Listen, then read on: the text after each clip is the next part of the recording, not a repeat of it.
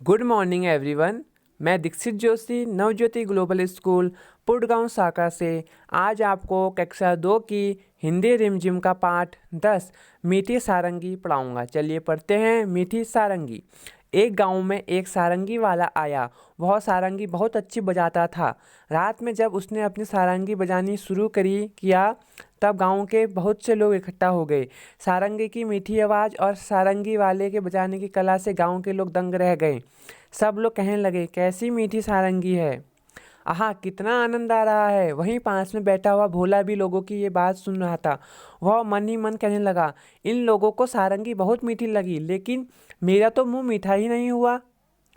ये सब झूठे हैं।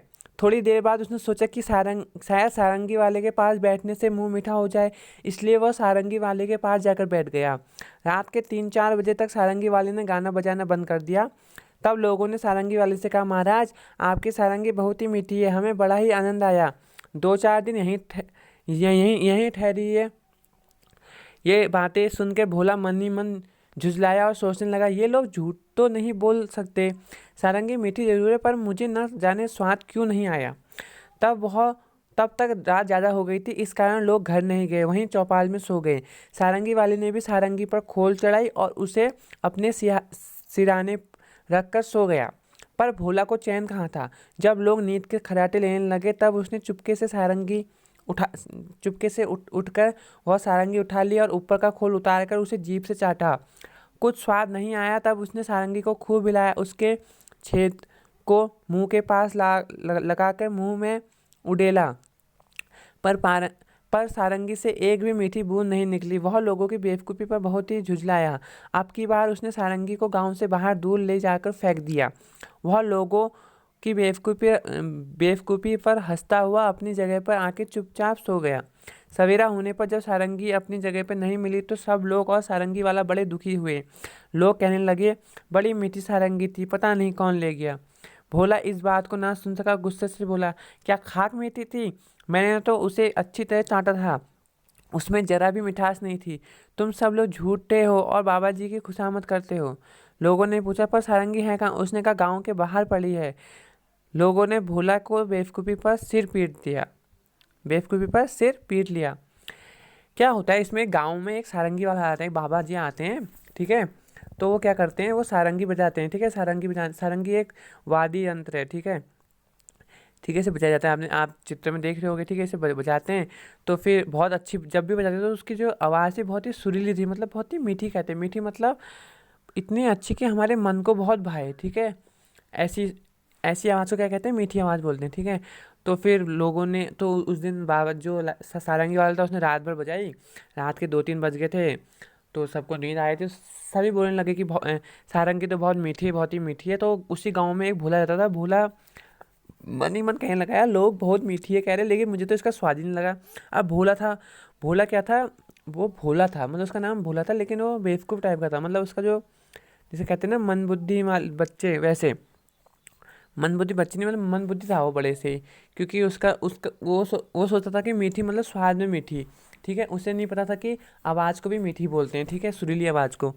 तो फिर उसने उसे लोगों की बातों में बहुत अचंभा हुआ। उसने सोचा, क्या पता सारंगी वाले के पास जाके बैठता हूँ, क्या पता वहाँ जाके थोड़ा वो मिले, क्या पता मीठा स्वाद आ जाए।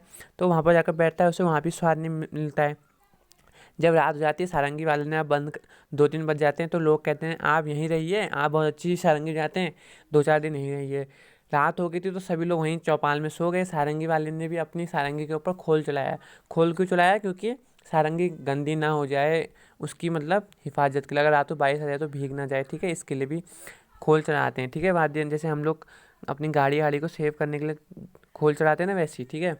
तो फिर भोला ने देखा सब सो गए। भोला ने रात को सारंगी उठाई, उसे पहले चाटा खूब। जब उसमें मीठा नहीं हुआ, फिर उसने उसके जो छेद थे उसे, मतलब उसने उड़ेल कर देखा, हिला के देखा, एक भी उसे मीठा कुछ नहीं मिला। उसे अजीब बहुत गुस्सा आया। उसने कहा, लोग तो सब पागल हैं। उसने सारंगी उठाई और गाँव से बाहर जाके फेंकाया और आके चुपचाप हंसते हुए सो गया। जब सुबह लोग उठे, लोगों ने देखा कि यार सारंगी नहीं है, लोग और सारंगी वाला बहुत दुखी है। उसने कहा बहुत ही मीठी सारंगी थी, पता नहीं कहाँ कौन ले गया। तो भोला को इस बात पे गुस्सा आ गया, वो उससे रहा नहीं गया। उसने कहा खाक मीठी थी, मैंने तो उसे अच्छी तरह चाटा, एक भी मिठास नहीं है। तुम लोग झूठ बोल रहे हो और तुम बाबा जी की खुशामद कर रहे हो। तो लोगों ने कहा पर सारंगी है कहाँ? उसने कहा गाँव के बाहर पड़ी है। लोगों ने भोला की बेवकूफ़ी पर सिर पीट लिया, लोगों ने अपना ही सिर पीटा। उन्होंने कहा यार यहाँ कौन बेवकूफ़ है यार ये भी। ठीक है, अब देखिए सारंगी की मिठास। गांव वाले कहते थे कैसे कैसी मीठी सारंगी, इसका क्या मतलब है? सही बात पे निशान लगाओ। सारंगी चखने पर मीठी थी, सारंगी से निकलने वाली आवाज़ सुनने में अच्छी लगती है, सारंगी के आसपास मधुमक्खियाँ भिन बनाती है।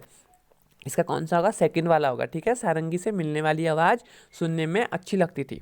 अब तुम समझ गए होगे कि गांव वाले सारंगी को मीठे क्यों कहते हैं। अब बताओ कड़वी बात का क्या मतलब होता है? कड़वी बात का मतलब वो होता है जो हमें अच्छी नहीं लगती, ठीक है, बुरी लगती है। कहानी से भोला ने क्यों सोचा कि सभी झूठ बोल रहे हैं? क्योंकि भोले के पास दिमाग नहीं था और वो सोचा था कि सब लोग बोल रहे हैं कि मीठी है, लेकिन उसे स्वाद ही नहीं आया था। ठीक है, तो उसे ऐसा लगा कि सब लोग झूठ बोल रहे हैं। भोले भोला को सारंगी का स्वाद क्यों नहीं आया? क्यों नहीं आया उसे स्वाद? क्योंकि उसे पता ही नहीं था कि स्वाद क्या होता है। मतलब जो ये मीठी मीठी मीठा मीठा मीठी है कह रहे हैं, वो स्वाद की बात नहीं कह रहे, वो सुनने में अच्छी लगने वाली बात कह रहे हैं। ठीक है, भोला ने किस किस तरह से यह जानने की कोशिश की कि सारंगी मीठी है। उसने चाटा और उड़ेल कर देखा। ठीक है, खोल। सारंगी वाले ने सारंगी पर खोल चलाया और अपने सिरहाने रख कर सो गया। सारंगी वाले ने अपनी सारंगी पर खोल क्यों चलाया होगा? क्योंकि उसे कीड़े मकोड़े से या फिर उसमें धूल वूल से बचाने के लिए। ठीक है, और किन किन चीज़ों पर खोल चलाया जाता है बताइए, आपको बताना है। ठीक है, गाओ बजाओ। सारंगी, ढोलक, इकतारा, तबला, बांसुरी, शहनाई, डफली डफली सितार, गिटार, हारमोनियम। ऊपर संगीत के बाजों के नाम लिखे हैं। इनमें से कुछ तार छेड़कर बजाए जाते हैं और कुछ हाथ से थप देकर।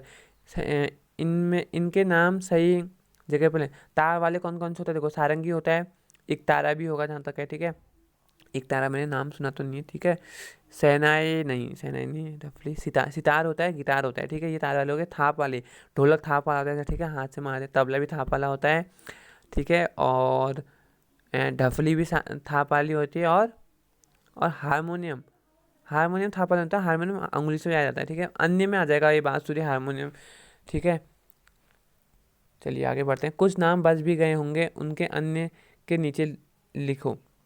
ऊपर लिखे बाजों को तरह तरह ऊपर लिखे बाजों को को जगह जगह पर बजाया जाता है। सोच कर लिखो इन जगह पर क्या क्या बजाया जाता है। रेलगाड़ी या बस में क्या बजाया जाता है? ढोलक वोलक सब बजा सकते हैं हम। ठीक है, फ्लूट व्लूट मतलब बांसुरी। घर पर किसी अवसर पर ढोलक बजता है, ढपली बजती है। ठीक है, शहनाई बजती है। भजन कीर्तन में क्या क्या बजता है? गिटार बजता है, हारमोनियम बजता है, तबला, सारंगी।